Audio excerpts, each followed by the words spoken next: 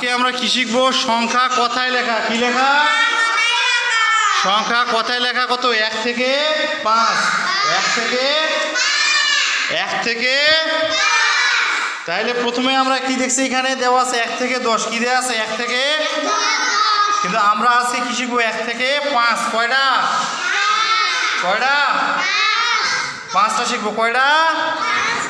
5টা শিখবো। তাহলে 1 থেকে 5 শিখবো আমরা সংখ্যা কথায় লেখা। আচ্ছা দেখো এখানে কি লেখা আছে? 1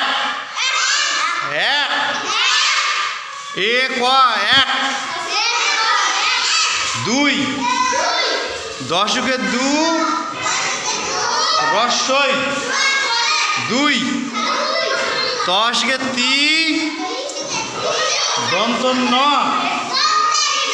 3 4 6 का 7 র 4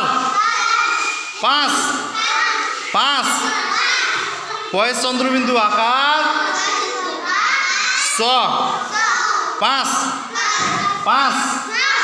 তাহলে আমরা এখানে কয়টা শিখতেছি? 5টা। কয়টা শিখতেছি? কয়টা? এবার আমরা বাংলাগুলো বলি। বাংলা মানে কথায় লেখা। বাংলা লেখা মানে কি? কথায় লেখা। 1